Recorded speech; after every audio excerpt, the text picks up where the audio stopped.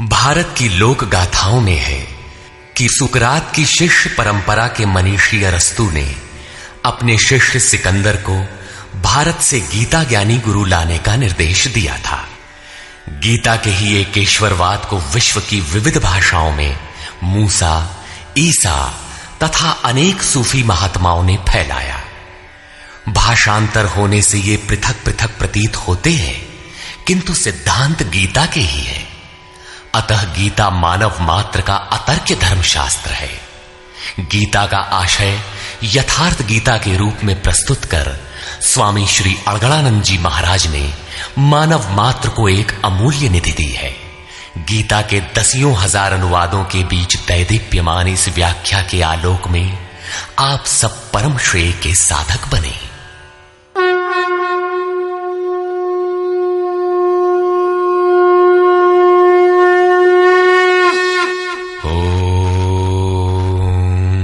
श्री परमात्मने नमः। यथार्थ गीता, श्रीमद् भगवत गीता, अथ षष्ठोऽध्याय। संसार में धर्म के नाम पर रीति रिवाज, पूजा पद्धतियों, संप्रदायों का बाहुल्य होने पर कुरीतियों का शमन करके एक ईश्वर की स्थापना एवं उसकी प्राप्ति की प्रक्रिया को प्रशस्त करने के लिए किसी महापुरुष का आविर्भाव होता है। क्रियाओं को छोड़कर बैठ जाने और ज्ञानी कहलाने की रूढ़ी कृष्ण काल में अत्यंत व्यापक थी। इसलिए इस अध्याय के प्रारंभ में ही योगेश्वर श्री कृष्ण ने इस प्रश्न को चौथी बार स्वयं उठाया कि ज्ञान योग तथा निष्काम कर्म योग दोनों के अनुसार कर्म करना ही होगा। श्री भगवान वाच।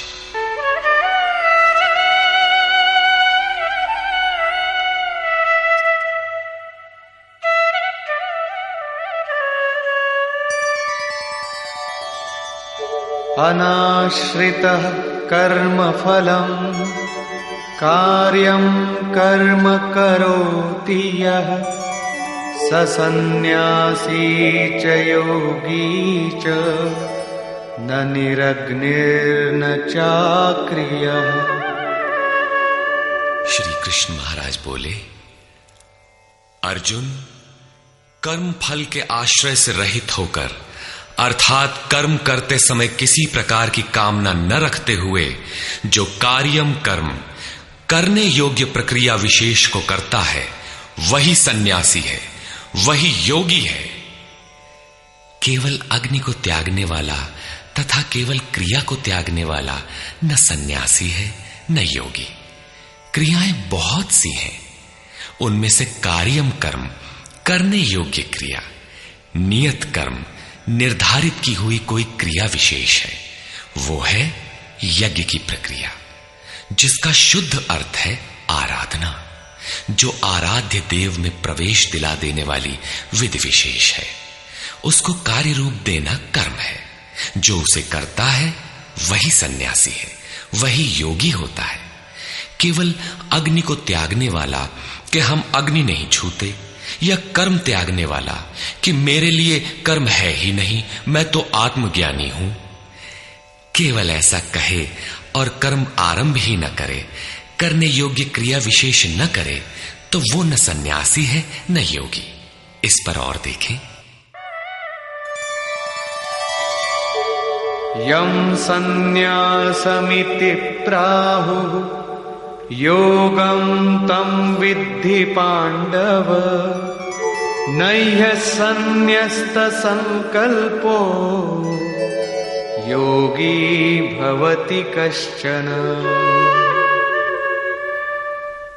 अर्जुन, जिसे सन्यास ऐसा कहते हैं उसी को तू योग जान, क्योंकि संकल्पों का त्याग किए बिना कोई भी पुरुष योगी नहीं होता। अर्थात कामनाओं का त्याग दोनों ही मार्गियों के लिए आवश्यक है।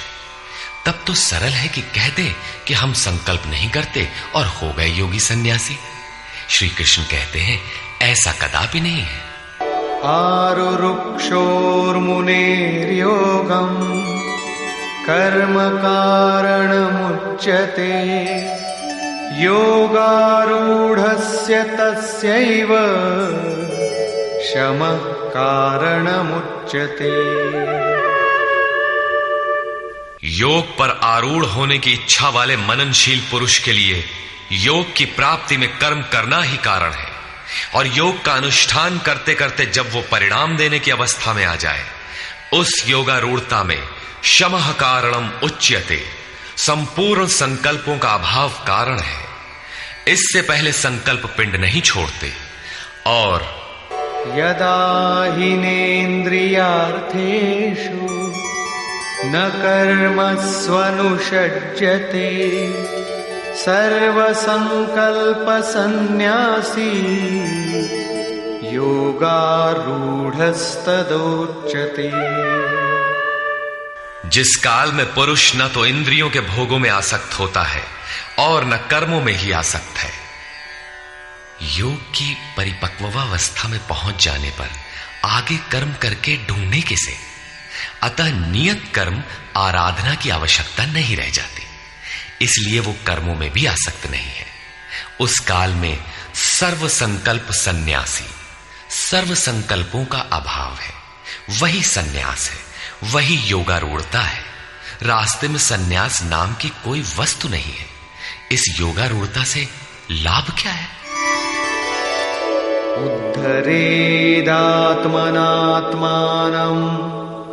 नात्मानमवसादयेत् आत्मैव ह्यात्मनो बन्धु आत्मैव रिपुरात्मनः। अर्जुन, मनुष्य को चाहिए कि अपने द्वारा अपना उद्धार करे, अपने आत्मा को अधोगति में न पहुंचावे, क्योंकि वो जीवात्मा स्वयं ही अपना मित्र है और यही अपना शत्रु भी है। कब ये शत्रु होता है और कब मित्र, इस पर कहते हैं बन्धुरात्मात्मनस्तस्य येनात्मैवात्मना जितः अनात्मनस्तु शत्रुत्वे वर्तेतात्मैव शत्रुवत्। जिस जीवात्मा द्वारा मन और इंद्रियों सहित शरीर जीता हुआ है, उसके लिए उसी का जीवात्मा मित्र है, और जिसके द्वारा मन और इंद्रियां सहित शरीर नहीं जीता गया है, उसके लिए वो स्वयं शत्रुता में बरतता है। इन दो श्लोकों में श्री कृष्ण एक ही बात कहते हैं कि अपने द्वारा अपने आत्मा का उद्धार करें, उसे अधोगति में न पहुंचाएं, क्योंकि आत्मा ही मित्र है। सृष्टि में न दूसरा कोई शत्रु है न मित्र। किस प्रकार? जिसके द्वारा मन सहित इंद्रियां जीती हुई हैं, उसके लिए उसी का आत्मा मित्र बनकर मित्रता में बरतता है, परम कल्याण करने वाला होता है। और जिसके द्वारा मन सहित इंद्रियां नहीं जीती गई हैं, उसके लिए उसी का आत्मा शत्रु बनकर शत्रु में बरतता है, नीच योनियों और यातनाओं की ओर ले जाता है। प्रायः लोग कहते हैं मैं तो आत्मा हूं। गीता में लिखा है, न इसे शस्त्र काट सकता है, न अग्नि जला सकता है, न वायु सुखा सकता है। ये नित्य है, अमृत स्वरूप है, न बदलने वाला है, शाश्वत है, और वो आत्मा मुझ में है ही। वे गीता की इन पंक्तियों पर ध्यान नहीं देते कि आत्मा अधोगति में भी जाता है, आत्मा का उद्धार भी होता है, जिसके लिए कार्यम कर्म करने योग्य प्रक्रिया बताई गई है। अब अनुकूल आत्मा के लक्षण देखें।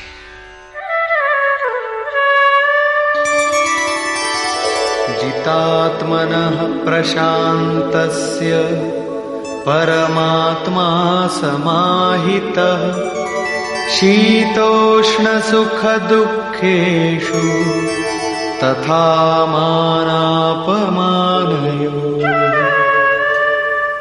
सर्दी गर्मी, सुख दुख और मान अपमान में जिसके अंतःकरण की वृत्तियां भली प्रकार शांत हैं, ऐसे स्वाधीन आत्मा वाले पुरुष में परमात्मा सदैव स्थित है, कभी विलग नहीं होता।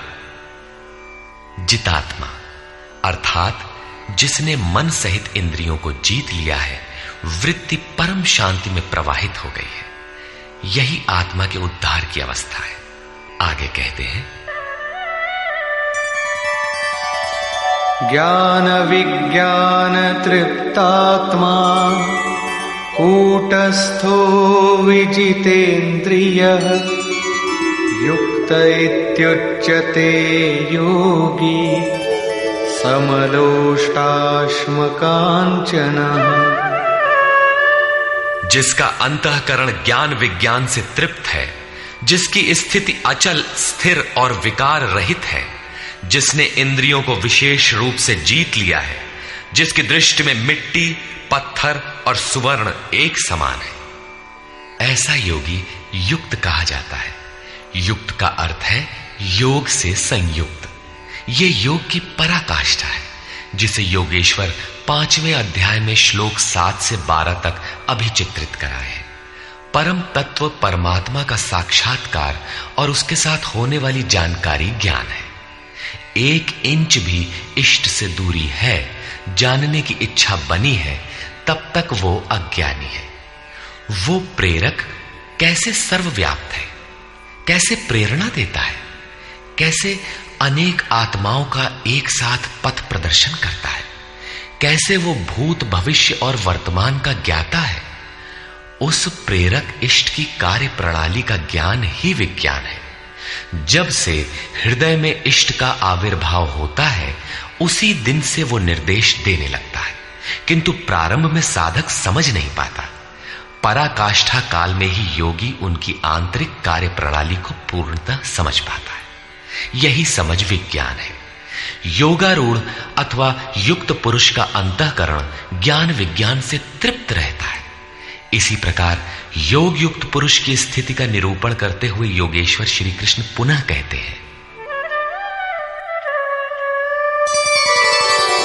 सुहृन्मित्रार्युदासीन मध्यस्थद्वेष्य बन्धुषु साधुष्वपि च पापेषु समबुद्धिर्विशिष्यते। प्राप्ति के पश्चात महापुरुष समदर्शी और समवर्ती होता है। जैसे पिछले श्लोक में उन्होंने बताया कि जो पूर्ण ज्ञाता या पंडित है, वो विद्या विनय संपन्न ब्राह्मण में, चांडाल में, गाय कुत्ता हाथी में समान दृष्टि वाला होता है। उसी का पूरक ये श्लोक है। वो हृदय से सहायता करने वाले सहृदय, मित्र, बैरी, उदासीन, द्वेषी, बंधुगणों, धर्मात्मा तथा पापियों में भी समान दृष्टि वाला योग युक्त पुरुष अति श्रेष्ठ है। वो उनके कार्यों पर दृष्टि नहीं डालता, बल्कि उनके भीतर आत्मा के संचार पर ही उसकी दृष्टि पड़ती है। इन सब में वो केवल इतना अंतर देखता है कि कोई कुछ नीचे की सीढ़ी पर खड़ा है तो कोई निर्मलता के समीप, किंतु वो क्षमता सब में है। यहां योग युक्त के लक्षण पुनः दोहराए गए। कोई योग युक्त कैसे बनता है, वो कैसे यज्ञ करता है, यज्ञ स्थली कैसी हो, आसन कैसा हो, उस समय कैसे बैठा जाए, कर्ता के द्वारा पालन किए जाने वाले नियम, आहार विहार, सोने जागने का संयम तथा कर्म पर कैसी चेष्टा हो, इत्यादि बिंदुओं पर योगेश्वर श्री कृष्ण ने अगले 5 श्लोकों में प्रकाश डाला, जिससे आप भी उस यज्ञ को संपन्न कर सके। अध्याय 3 में उन्होंने यज्ञ का नाम लिया और बताया कि यज्ञ की प्रक्रिया ही वो नियत कर्म है। अध्याय 4 में उन्होंने यज्ञ का स्वरूप विस्तार से बताया, जिसमें प्राण का अपान में हवन, अपान का प्राण में हवन, प्राण अपान की गति रोककर मन का निरोध इत्यादि किया जाता है। सब मिलाकर यज्ञ का शुद्ध अर्थ है आराधना, तथा उस आराध्य देव तक की दूरी तय कराने वाली प्रक्रिया, जिस पर 5वें अध्याय में भी कहा। किंतु उसके लिए आसन, भूमि, करने की विधि इत्यादि का चित्रण शेष था। उसी पर योगेश्वर श्री कृष्ण यहां प्रकाश डालते हैं। योगी युञ्जीत सततम् आत्मानं रहसि स्थितः एकाकीयत चित्तात्मा निराशीर परिग्रह। चित्त को जीतने में लगा हुआ योगी मन, इंद्रियों और शरीर को वश में रखकर वासना और संग्रह रहित होकर एकांत स्थान में अकेले ही चित्त को आत्मोपलब्धि कराने वाली योग क्रिया में लगावे। उसके लिए स्थान कैसा हो, आसन कैसा रहे? शुचौ देशे प्रतिष्ठाप्य स्थिरमासनमात्मनः नात्युच्छ्रितं नातिनीचं चैलाजिनकुशोत्तरम्। शुद्ध भूमि में कुश, मृगछाल, वस्त्र अथवा इससे उत्तरोत्तर रेशमी ऊनी तख्त कुछ भी बिछाकर अपने आसन को न अति ऊंचा न नीचा स्थिर स्थापित करें। शुद्ध भूमि का तात्पर्य उसके झाड़ने बुहारने सफाई करने से। जमीन पर कुछ बिछा लेना चाहिए, चाहे मृगछाल हो या चटाई अथवा कोई भी वस्त्र, तख्त, जो भी उपलब्ध हो, कोई एक वस्तु बिछा लेना चाहिए। आसन हिलने डुलने वाला ना हो, न जमीन से बहुत ऊंचा हो और न एकदम नीचा। पूज्य महाराज जी लगभग 5 इंच ऊंचे आसन पर बैठते थे। एक बार भाविकों ने लगभग 1 फीट ऊंचा संगमरमर का एक तख्त मंगा दिया। महाराज जी एक दिन तो बैठे, फिर बोले, नहीं हो, बहुत ऊंचा हो गया, ऊंचे नहीं बैठे के चाही साधु के, अभिमान हो ही जावा करत है, नीचे हूं न बैठे के चाही, हीनता आवत है, अपने से घृणा आवत है। बस उसको उठवाया और जंगल में एक बगीचा था, वहां रखवा दिया। वहां न कभी महाराज जाते थे और न अब ही कोई जाता है। ये था उन महापुरुष का क्रियात्मक शिक्षण।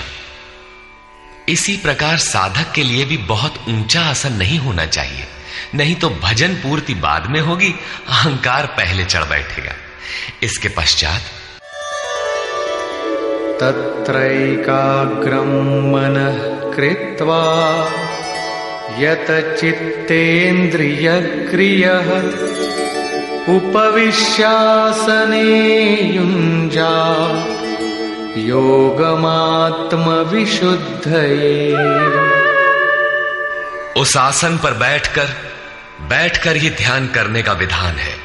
मन को एकाग्र करके चित्त और इंद्रियों को, क्रियाओं को वश में रखते हुए अंतःकरण की शुद्धि के लिए योगाभ्यास करें। अब बैठने का तरीका बताते हैं। समंकाय शिरो ग्रीवं धारयन्नचलं स्थिरः संप्रेक्ष्य नासिकाग्रं स्वं दिशश्चानवलोकयन्।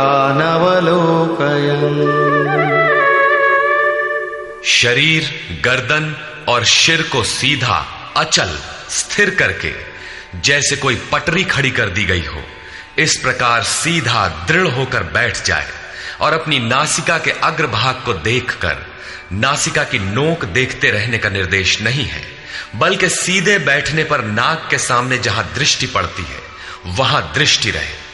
दाहिने बाएं देखते रहने की चंचलता न रहे। अन्य दिशाओं को न देखता हुआ स्थिर होकर बैठे और प्रशांतात्मा विगतभिः ब्रह्मचारि व्रते स्थितः मनः संयम्य मच्चित्तो युक्त आसीत मत्परः। ब्रह्मचर्य व्रत में स्थित होकर। प्रायः लोग कहते हैं कि जननेंद्रिय का संयम ब्रह्मचर्य है, किंतु महापुरुषों की अनुभूति है कि मन से विषयों का स्मरण करके, आंखों से वैसे दृश्य देखकर, त्वचा से स्पर्श कर, कानों से विषयोत्तेजक शब्द सुनकर जननेंद्रिय संयम संभव नहीं है। ब्रह्मचारी का वास्तविक अर्थ है ब्रह्म आचरति स ब्रह्मचारी। ब्रह्म का आचरण है नियत कर्म, यज्ञ की प्रक्रिया, जिसे करने वाले यान्ति ब्रह्म सनातनम, सनातन ब्रह्म में प्रवेश पा जाते हैं। इसे करते समय स्पर्शान कृत्वा बहिर्बाह्यान, बाहर के स्पर्श, मन और सभी इंद्रियों के स्पर्श बाहर ही त्याग कर चित्त को ब्रह्म चिंतन में, श्वास प्रश्वास में ध्यान में लगाना है। मन ब्रह्म में लगा है तो बाह्य स्मरण कौन करे? यदि बाह्य स्मरण होता है तो अभी मन लगा कहां? विकार शरीर पर नहीं, मन की तरंगों में रहता है। मन ब्रह्माचरण में लगा है तो जननेन्द्रिय संयम ही नहीं, सकलेंद्रिय संयम तक स्वाभाविक हो जाता है। अतः ब्रह्म के आचरण में स्थित रहकर भय रहित और अच्छी प्रकार शांत अंतःकरण वाला मन को संयत रखते हुए मुझ में लगे हुए चित्त से युक्त मेरे परायण होकर स्थित हो। ऐसा करने का परिणाम क्या होगा?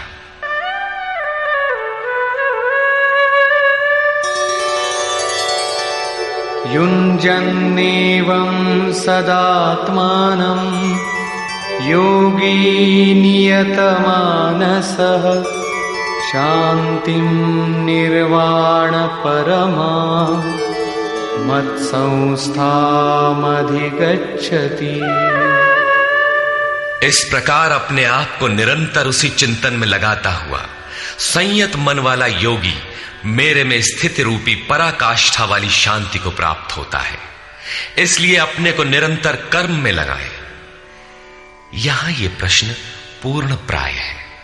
अगले 2 श्लोकों में वे बताते हैं कि परमानंद वाली शांति के लिए शारीरिक संयम, युक्ताहार, विहार भी आवश्यक है। नात्यश्नतस्तु योगोऽस्ति न चैकान्तमनश्नतः न चाति स्वप्नशीलस्य जाग्रतो नैव चार्जुन।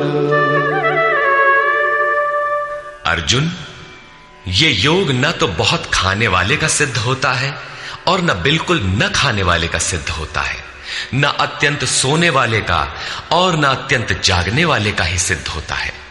तब किसका सिद्ध होता है?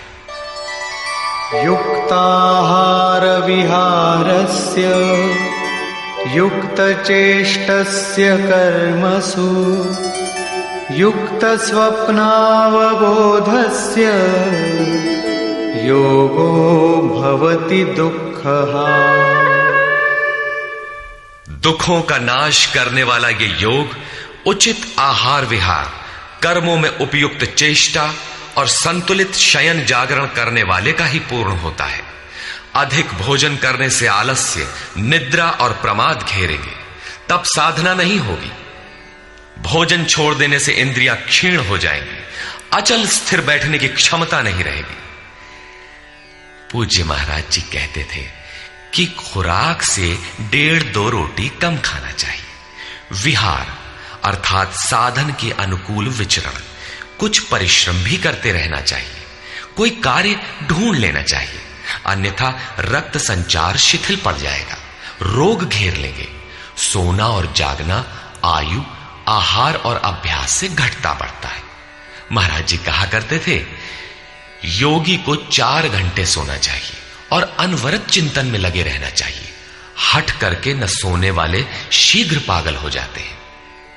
कर्मों में उपयुक्त चेष्टा भी हो, अर्थात नियत कर्म आराधना के अनुरूप निरंतर प्रयत्नशील हो।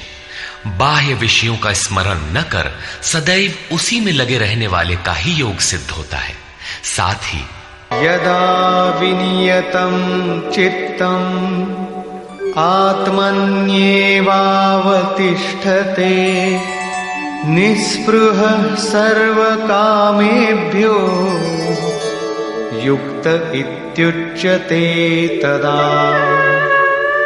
इस प्रकार योग के अभ्यास से विशेष रूप से वश में किया हुआ चित्त जिस काल में परमात्मा में भली प्रकार स्थित हो जाता है, विलीन सा हो जाता है, उस काल में संपूर्ण कामनाओं से रहित हुआ पुरुष योग युक्त कहा जाता है। अब विशेष जीते हुए चित्त के लक्षण क्या है? यथा दीपो निवातस्थो नेङ्गते सोपमा स्मृता योगिनो यतचित्तस्य युञ्जतो योगमात्मनः।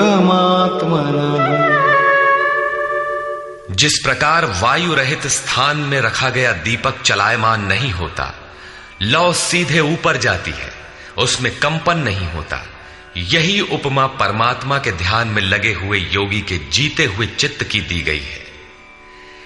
दीपक तो उदाहरण मात्र है। आजकल दीपक का प्रचलन शिथिल पड़ रहा है। अगरबत्ती ही जलाने पर धुआं सीधे ऊपर जाता है यदि वायु में वेग न हो। यह योगी के जीते हुए चित्त का एक उदाहरण मात्र है। अभी चित्त भले ही जीता गया है, निरोध हो गया है, किंतु अभी चित्त है। जब निरुद्ध चित्त का भी विलय हो जाता है तब कौन सी विभूति मिलती है, देखें। यत्रो परमते चित्तम निरुद्धं योग सेवया यत्र चैवात्मनात्मानं पश्यन्नात्मनि तुष्यति। जिस अवस्था में योग के अभ्यास से बिना अभ्यास के कभी निरोध नहीं होगा, अतः योग अभ्यास से निरुद्ध हुआ चित्त भी उपराम हो जाता है, विलय हो जाता है, मिट जाता है। उस अवस्था में आत्मना, अपनी आत्मा के द्वारा, आत्मानम, परमात्मा को देखता हुआ, आत्मनि एव, अपने आत्मा में ही संतुष्ट अपनी ही आत्मा से होता है। क्योंकि प्राप्ति काल में तो परमात्मा का साक्षात्कार होता है, किंतु दूसरे ही क्षण वो अपने ही आत्मा को उन शाश्वत ईश्वरीय विभूतियों से ओतप्रोत पाता है। ब्रह्म अजर, अमर, शाश्वत, अव्यक्त और अमृत स्वरूप है। तो इधर आत्मा भी अजर, अमर, शाश्वत, अव्यक्त और अमृत स्वरूप है तो, किंतु अचिंत्य भी है। जब तक चित्त और चित्त की लहर है तब तक वो आपके उपभोग के लिए नहीं है। चित्त का निरोध और निरुद्ध चित्त के विलय काल में परमात्मा का साक्षात्कार होता है और दर्शन के ठीक दूसरे क्षण उन्हीं ईश्वरीय गुण धर्मों से युक्त ही अपने आत्मा को पाता है। इसलिए वो अपने ही आत्मा में संतुष्ट होता है। यही उसका स्वरूप है, यही पराकाष्ठा है। इसी का पूरक अगला श्लोक देखें।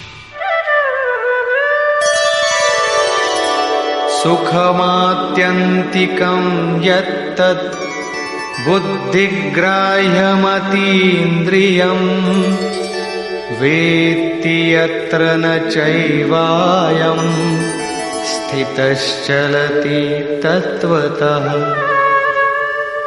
तथा इंद्रियों से अतीत केवल शुद्ध हुई सूक्ष्म बुद्धि द्वारा ग्रहण करने योग्य जो अनंत आनंद है, उसको जिस अवस्था में अनुभव करता है और जिस अवस्था में स्थित हुआ योगी भगवत स्वरूप को तत्व से जानकर चलायमान नहीं होता, सदैव उसी में प्रतिष्ठित रहता है। तथा यं लब्ध्वा चापरं लाभं मन्यते नाधिकं ततः यस्मिन् स्थितो न दुःखेन गुरुणापि विचाल्यते। परमेश्वर की प्राप्ति रूप जिस लाभ को, पराकाष्ठा की शांति को प्राप्त कर उससे अधिक दूसरा कुछ भी लाभ नहीं मांगता, और भगवत प्राप्ति रूप जिस अवस्था में स्थित हुआ योगी बड़े भारी दुख से भी चलायमान नहीं होता, दुख का उसे भान भी नहीं होता, क्योंकि भान करने वाला चित्त तो मिट गया। इस प्रकार तम विद्या दुख संयोग वियोगम योग संगीतम सनिश्चयेन योक्तव्यो योगो निर्विण्ण चेतसा। जो संसार के संयोग और वियोग से रहित है उसी का नाम योग है। जो आत्यंतिक सुख है उसके मिलन का नाम योग है। जिसे परम तत्व परमात्मा कहते हैं उसके मिलन का नाम योग है। वो योग न उकताए हुए चित्त से निश्चय पूर्वक करना कर्तव्य है। धैर्य पूर्वक लगा रहने वाला ही योग में सफल होता है।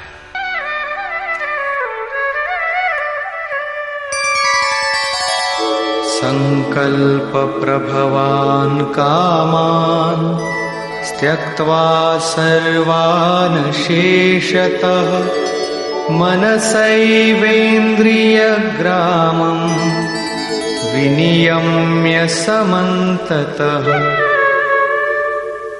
इसलिए मनुष्य को चाहिए कि संकल्प से उत्पन्न होने वाली संपूर्ण कामनाओं को वासना और आसक्ति सहित सर्वथा त्याग कर मन के द्वारा इंद्रियों के समुदाय को सब ओर से अच्छी प्रकार वश में करके शनैः शनैरुपरमेद् बुद्ध्या धृतिगृहीतया आत्मसंस्थं मनः कृत्वा न किंचिदपि चिंतयेत्। क्रम क्रम से अभ्यास करता हुआ उपरामता को प्राप्त हो जाए, चित्त का निरोध और क्रमशः विलय हो जाए, तदनंतर वो धैर्य युक्त बुद्धि द्वारा मन को परमात्मा में स्थित करके अन्य कुछ भी चिंतन न करे। निरंतर लगकर पाने का विधान है, किंतु आरंभ में मन लगता नहीं। इस पर योगेश्वर कहते हैं, यतो यतो निश्चरति मनश्चञ्चलमस्थिरम् ततस्ततो नियम्यैतद् आत्मन्येव वशं नयेत्। ये स्थिर न रहने वाला चंचल मन जिस जिस कारण से सांसारिक पदार्थों में विचरता है, उससे रोककर बारंबार अंतरात्मा में ही निरोध करे। प्रायः लोग कहते हैं कि मन जहां भी जाता है जाने दो, प्रकृति में ही तो जाएगा और प्रकृति भी उस ब्रह्म के ही अंतर्गत है। प्रकृति में विचरण करना ब्रह्म के बाहर नहीं है। किंतु श्री कृष्ण के अनुसार यह गलत है। गीता में इन मान्यताओं का किंचित भी स्थान नहीं है। श्री कृष्ण का कथन है कि मन जहां जहां जाए, जिन माध्यम से जाए, उन्हीं माध्यम से रोककर परमात्मा में ही लगावें। मन का निरोध संभव है। इस निरोध का परिणाम क्या होगा? प्रशान्तमनसं येनं योगिनं सुखमुत्तमम् उपैति शान्तरजसं ब्रह्मभूतमकल्मषम्। जिसका मन पूर्ण रूपेण शांत है, जो पाप से रहित है, जिसका रजोगुण शांत हो गया है, ऐसे ब्रह्म से एकीभूत योगी को सर्वोत्तम आनंद प्राप्त होता है, जिससे उत्तम कुछ भी नहीं है। इसी पर पुनः बल देते हैं, युञ्जन्नेवं सदात्मानं योगी विगतकल्मषः सुखेन ब्रह्म संस्पर्शम् अत्यंतं सुखमश्नुते। पाप रहित योगी इस प्रकार आत्मा को निरंतर उस परमात्मा में लगाता हुआ सुखपूर्वक परब्रह्म परमात्मा की प्राप्ति के अनंत आनंद की अनुभूति करता है। वो ब्रह्म संस्पर्श अर्थात ब्रह्म के स्पर्श और प्रवेश के साथ अनंत आनंद का अनुभव करता है। अतः भजन अनिवार्य है। इसी पर आगे कहते हैं,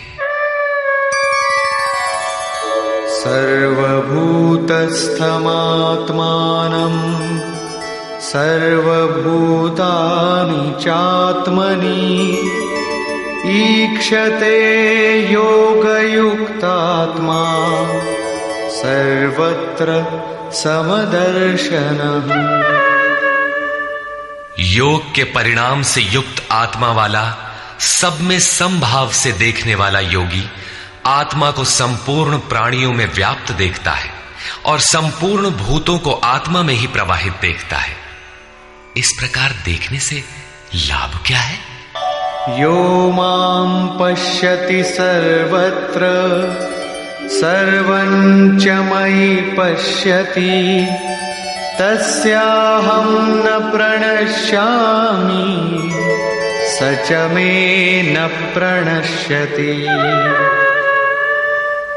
जो पुरुष संपूर्ण भूतों में मुझ परमात्मा को देखता है, व्याप्त देखता है और संपूर्ण भूतों को मुझ परमात्मा के ही अंतर्गत देखता है, उसके लिए मैं अदृश्य नहीं होता हूं और वो मेरे लिए अदृश्य नहीं होता। ये प्रेरक का आमने सामने मिलन है, सख्य भाव है, सामीप्य मुक्ति है।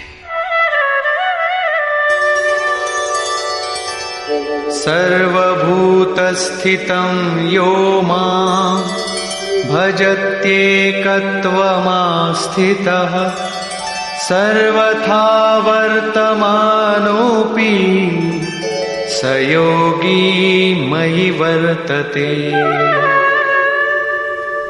जो पुरुष अनेकता से परे उपर्युक्त एकत्व भाव से मुझ परमात्मा को भजता है, वो योगी सब प्रकार के कार्यों में बरतता हुआ मेरे में ही बरतता है, क्योंकि मुझे छोड़कर उसके लिए कोई बचा भी तो नहीं।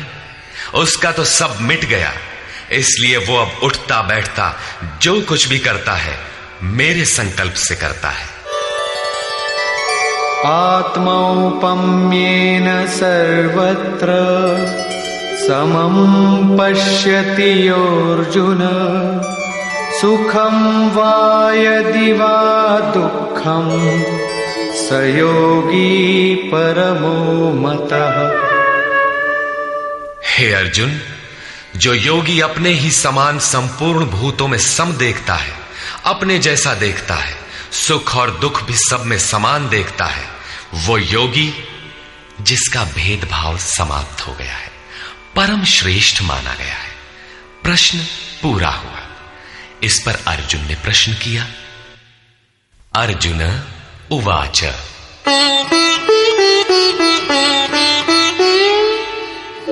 योऽयं योगस्त्वया प्रोक्तः साम्येन मधुसूदन एतस्याहं न पश्यामि चञ्चलत्वात् स्थितिं स्थिराम्।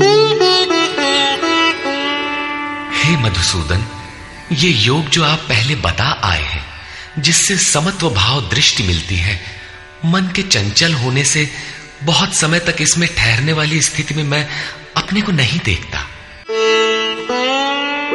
चंचलं हि मनः कृष्ण प्रमाथि बलवदृढम् तस्याहं निग्रहं मन्ये वायोरिव सुदुष्करम्। हे श्री कृष्ण, ये मन बड़ा चंचल है, प्रमथन स्वभाव वाला है, अर्थात दूसरे को मत डालने वाला हठी तथा बलवान है। इसलिए इसे वश में करना मैं वायु की भांति अति दुष्कर मानता हूं। तूफानी हवा और इसको रोकना बराबर है। इस पर योगेश्वर श्री कृष्ण कहते हैं, श्री भगवान उवाच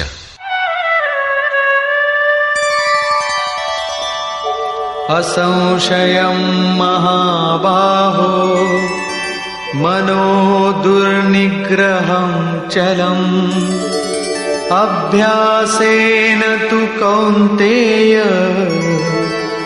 वैराग्येण च गृह्यते।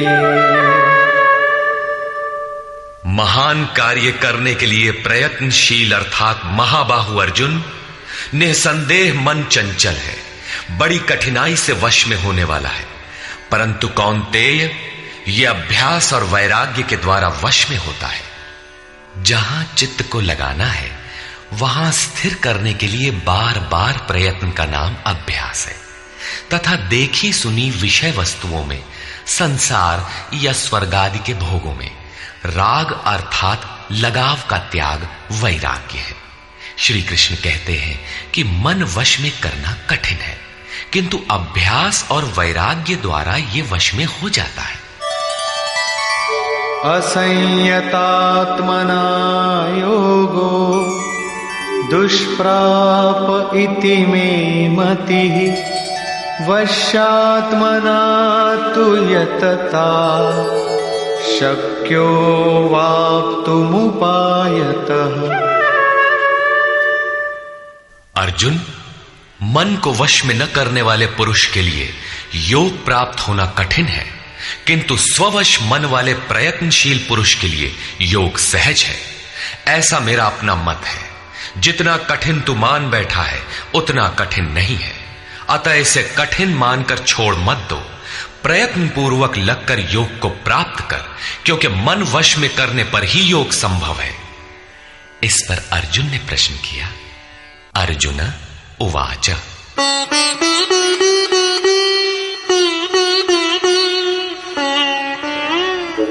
अयति श्रद्धयोपेतो योगाच्चलितमानसः अप्राप्य योगसंसिद्धिं कां गतिं कृष्ण गच्छति। योग करते करते यदि किसी का मन चलायमान हो जाए, यद्यपि अभी योग में उसको श्रद्धा है ही, तो ऐसा पुरुष भगवत सिद्धि को प्राप्त न होकर किस गति को पाता है?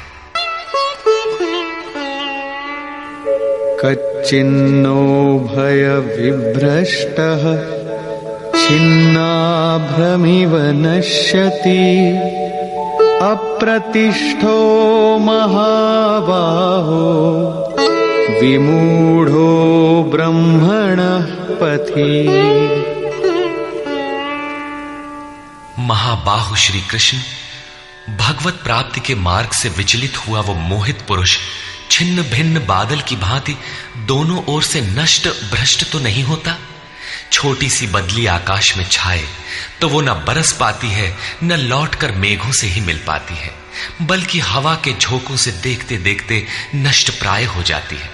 उसी प्रकार शिथिल प्रयत्न वाला, कुछ काल तक साधन करके स्थगित करने वाला नष्ट तो नहीं हो जाता। वो न आप में प्रवेश कर सका और न भोग ही भोग पाया, उसकी कौन सी गति होती है?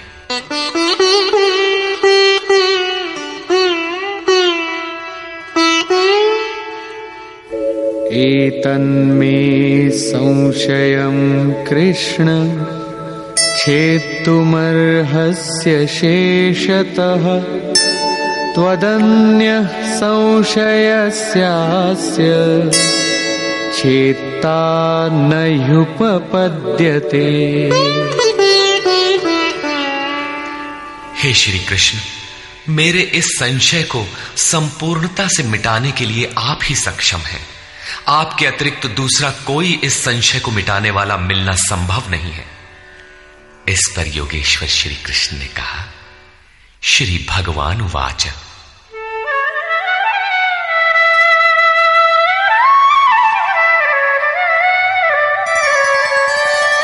पार्थ नैवेह नामुत्र विनाशस्तस्य विद्यते न हि कल्याणकृत् कश्चित् दुर्गतिं तात गच्छति। पार्थिव शरीर को ही रथ बनाकर लक्ष्य की ओर अग्रसर अर्जुन, उस पुरुष का ना तो इस लोक में और न परलोक में ही नाश होता है, क्योंकि हे तात, उस परम कल्याणकारी नियत कर्म को करने वाला दुर्गति को प्राप्त नहीं होता। उसका होता क्या है? प्राप्य पुण्यकृतान् लोकान् उषित्वा शाश्वती समाः शुचीनां श्रीमतां गेहि योगभ्रष्टोऽभिजायते। मन चलायमान होने से योग भ्रष्ट हुआ वो पुरुष पुण्यवानों के लोकों में वासनाओं को भोग कर, जिन वासनाओं को लेकर वो योग भ्रष्ट हुआ था, भगवान उसे थोड़े में सब दिखा सुना देते हैं। उन्हें भोग कर वो शुचि नाम श्रीमताम, शुद्ध आचरण वाले श्रीमान पुरुषों के घर में जन्म लेता है। जो शुद्ध आचरण वाले हैं वही श्रीमान है। अथवा योगिनामेव कुले भवति धीमताम् एतद्धि दुर्लभतरम् लोके जन्म यदीदृशम्। अथवा वहां जन्म न मिलने पर भी स्थिर बुद्धि योगियों के कुल में वो प्रवेश पा जाता है। श्रीमानों के घर में पवित्र संस्कार बचपन से ही मिलने लगते हैं, किंतु वहां जन्म न हो पाने पर वो योगियों के कुल में, घर में नहीं, शिष्य परंपरा में प्रवेश पा जाता है।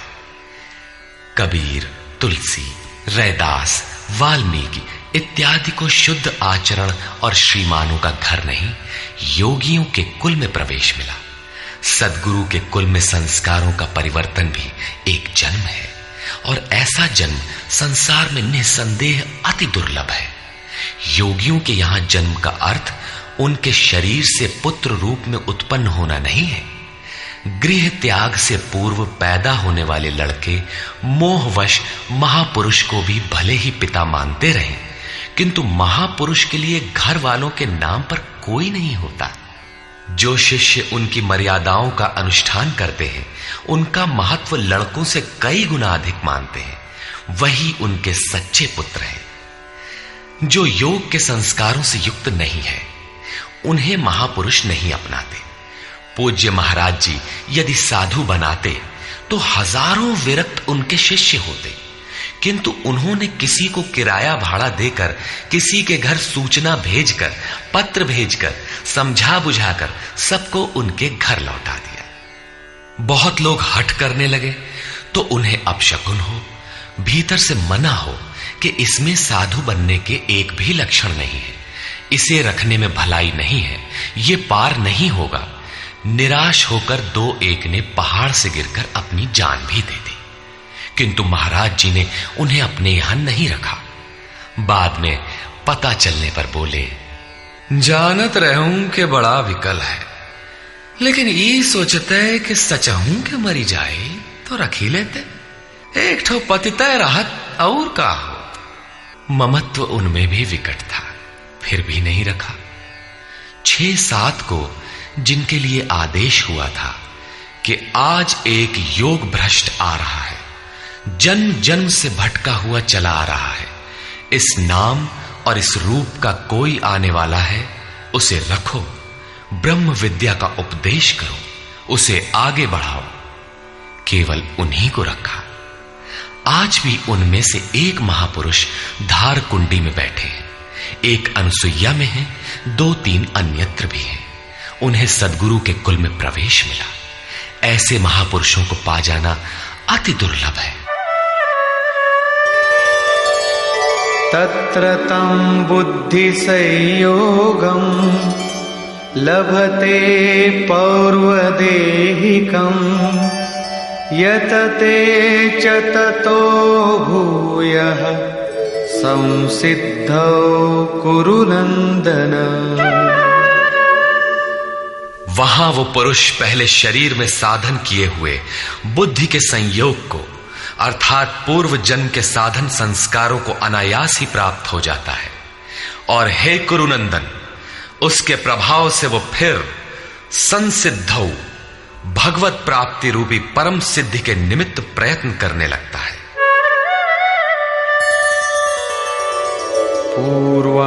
पूर्वाभ्यासेन तेनैव ह्रियते ह्यवशोऽपि सः जिज्ञासुरपि योगस्य शब्द ब्रह्माति वर्तते।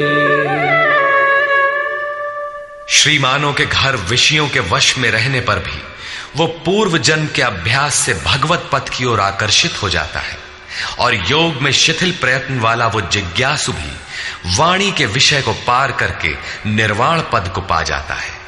उसकी प्राप्ति का यही तरीका है, कोई एक जन्म में पाता भी नहीं। प्रयत्नाद्यतमानस्तु योगी संशुद्ध किल्बिषः अनेक जन्म संसिद्धः ततो याति परां गतिम्। अनेक जन्मों से प्रयत्न करने वाला योगी परम सिद्धि को प्राप्त हो जाता है। प्रयत्न पूर्वक अभ्यास करने वाला योगी सभी पापों से अच्छी प्रकार शुद्ध होकर परम गति को प्राप्त हो जाता है। प्राप्ति का यही क्रम है। पहले शिथिल प्रयत्न से यह योग आरंभ होता है, मन चलायमान होने पर जन्म लेता है, सद्गुरु के कुल में प्रवेश पाता है और प्रत्येक जन्म में अभ्यास करते हुए वहीं पहुंच जाता है जिसका नाम परम गति, परम धाम है। योगेश्वर श्री कृष्ण ने कहा था कि इस योग में बीज का नाश नहीं होता। आप 2 कदम चल भर दें, उस साधन का कभी नाश नहीं होता। हर परिस्थिति में रहते हुए पुरुष ऐसा कर सकता है, कारण कि थोड़ा साधन तो परिस्थितियों में घिरने वाला व्यक्ति ही कर पाता है, क्योंकि उसके पास समय नहीं है। आप काले हो, गोरे हो अथवा कहीं के हो, गीता सबके लिए है, आपके लिए भी है, बशर्ते आप मनुष्य हो। उत्कट प्रयत्न वाला चाहे जो हो, किंतु शिथिल प्रयत्न वाला गृहस्थ ही होता है। गीता गृहस्थ, विरक्त, शिक्षित, अशिक्षित, सर्वसाधारण मनुष्य मात्र के लिए है, किसी साधु नामक विचित्र प्राणी के लिए ही नहीं। अंत में योगेश्वर श्री कृष्ण निर्णय देते हैं, तपस्विभ्योऽधिको योगी ज्ञानिभ्योऽपि मतोऽधिकः कर्मिभ्यश्चाधिको योगी तस्माद्योगी भवार्जुन। तपस्वियों से योगी श्रेष्ठ है, ज्ञानियों से भी श्रेष्ठ माना गया है, कर्मियों से भी योगी श्रेष्ठ है। इसलिए अर्जुन, तू योगी बन। तपस्वी अभी योग को ढालने में प्रयत्नशील है, कर्मी केवल कर्म जानकर करता भर है। ये गिर भी सकते हैं, क्योंकि न इन दोनों में समर्पण है और न अपना हानि लाभ देखने की क्षमता। किंतु ज्ञानी योग की परिस्थितियों को जानता है, अपनी शक्ति समझता है, उसकी जिम्मेदारी उसी पर है। और निष्काम कर्मयोगी तो इष्ट के ऊपर अपने को फेंक चुका है, वो इष्ट संभालेगा। परम कल्याण के पथ पर ये दोनों ठीक चलते हैं, किंतु जिसका भार वो इष्ट संभालता है वो इन सब में श्रेष्ठ है, क्योंकि प्रभु ने उसे ग्रहण कर लिया है। उसका हानि लाभ वो प्रभु देखता है, इसलिए योगी श्रेष्ठ है। इसलिए अर्जुन, तू योगी बन, समर्पण के साथ योग का आचरण कर। योगी श्रेष्ठ है, किंतु उनसे भी वो योगी सर्वश्रेष्ठ है जो अंतरात्मा से लगता है। इसी पर कहते हैं, योगिनामपि सर्वेषां मद्गतेनान्तरात्मना श्रद्धावान् भजते यो मां समे युक्ततमो मतः। संपूर्ण निष्काम कर्म योगियों में भी जो श्रद्धा विभोर होकर अंतरात्मा से, अंतर चिंतन से मुझे निरंतर भजता है, वो योगी मुझे परम श्रेष्ठ मान्य है।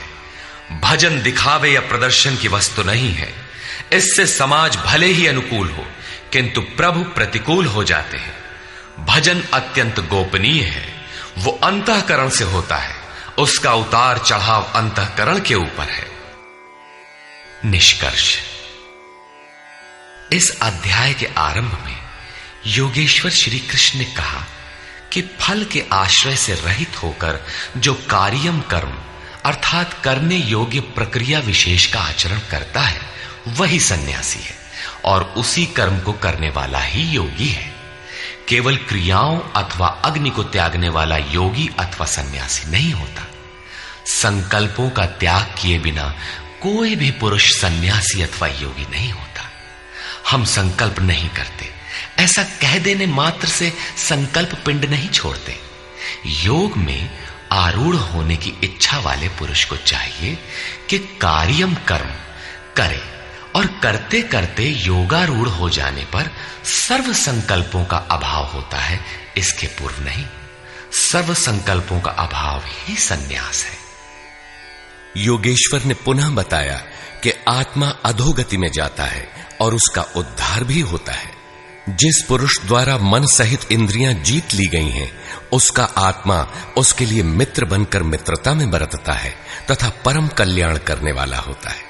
जिसके द्वारा ये नहीं जीती गईं, उसके लिए उसी का आत्मा शत्रु बनकर शत्रुता में बरतता है, यातनाओं का कारण बनता है। अतः मनुष्य को चाहिए कि अपने आत्मा को अधोगति में न पहुंचावे, अपने द्वारा अपनी आत्मा का उद्धार करे। उन्होंने प्राप्ति वाले योगी की रहनी बताई। यज्ञ स्थली, बैठने का आसन तथा बैठने के तरीके पर उन्होंने कहा कि स्थान एकांत और स्वच्छ हो, वस्त्र मृग चर्म अथवा कुश की चटाई में से कोई एक आसन हो। कर्म के अनुरूप चेष्टा, युक्ताहार विहार, सोने जागने के संयम पर उन्होंने बल दिया। योगी के निरुद्ध चित्त की उपमा उन्होंने वायु रहित स्थान में दीपक की अकंपित लौ से दी, और इस प्रकार उस निरुद्ध चित्त का भी जब विलय हो जाता है, उस समय वह योग की पराकाष्ठा अनंत आनंद को प्राप्त होता है।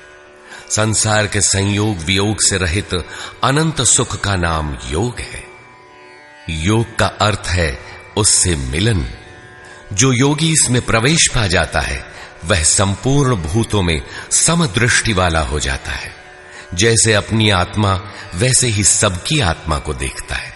वह परम पराकाष्ठा की शांति को प्राप्त होता है। अतः योग आवश्यक है। मन जहां जहां जाए वहां वहां से घसीटकर बारंबार इसका निरोध करना चाहिए। श्री कृष्ण ने स्वीकार किया कि मन बड़ी कठिनाई से वश में होने वाला है, लेकिन होता है। यह अभ्यास और वैराग्य द्वारा वश में हो जाता है। शिथिल प्रयत्न वाला व्यक्ति भी अनेक जन्म के अभ्यास से वहीं पहुंच जाता है जिसका नाम परम गति अथवा परम धाम है। तपस्वियों, ज्ञान मार्गियों तथा केवल कर्मियों से योगी श्रेष्ठ है। इसलिए अर्जुन, तू योगी बन। समर्पण के साथ अंतर मन से योग का आचरण कर। प्रस्तुत अध्याय में योगेश्वर श्री कृष्ण ने प्रमुख रूप से योग की प्राप्ति के लिए अभ्यास पर बल दिया है। अतः ओम तत्सदिति श्रीमद् भगवद गीता सूपनिषत्सु ब्रह्म विद्यायाम योग शास्त्रे श्री कृष्णार्जुन संवादे अभ्यास योगो नाम षष्ठोऽध्यायः। इस प्रकार स्वामी अड़गड़ानंद कृत श्रीमद् भगवद गीता के भाष्य यथार्थ गीता का छठा अध्याय पूर्ण होता है। हरि ओम तत्सत।